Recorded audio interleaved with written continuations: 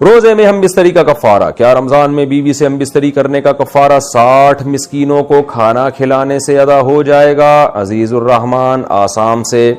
عزیز الرحمان بھائی 60 مسکینوں کو کھانا وہ کھلائے گا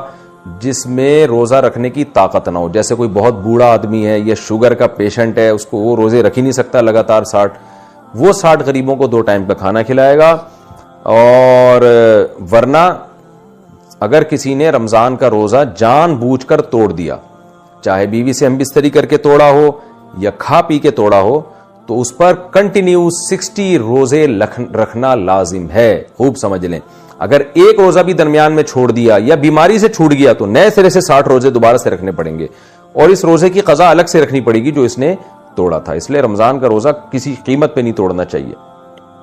تو میرے مسلمان بھائیوں، آپ سے میری ایک چھوٹی سی ریکویسٹ ہے کہ اس بات کو آپ بھی جو ہے اپنے جو فرینڈ ہے، آپ کے دوست ہے شادی شدہ، تو جس کے پاس موبائل نہیں ہے، تو ان کے ساتھ آپ بھی یہ باتیں شیئر کیا کریں، کیونکہ جو ہے اگر کوئی آپ کا دوست یا کوئی شخص جو ہے رمضان کے مہینے میں اپنی بیوی کے ساتھ ہم بستری کرے گا اور اس کو اسی بڑے گناہ کا جو ہے پتہ نہیں ہے، وہ ہم بستری کرتا ہے، پھر وہ روزے بھی نہیں رکھتا، تو مولانا صاحب فرما رہے ہیں تو پلیز آپ سے اس کو شیئر کریں کہ ہم رمضان کے مہینے میں اپنی بیوی کے ساتھ ہم بستری کرنے کا کیا ہے اور جو ہے کتنے روزے رکھنے پڑیں گے، تو ٹھیک ہے نا۔ تو یہ بات شیئر کریں، کیونکہ یہ بخشش کا مہینہ، اس میں بھی جو ہے بہت سارے لوگ گناہ کرتے ہیں، تو اس سے وہ بچ سکیں۔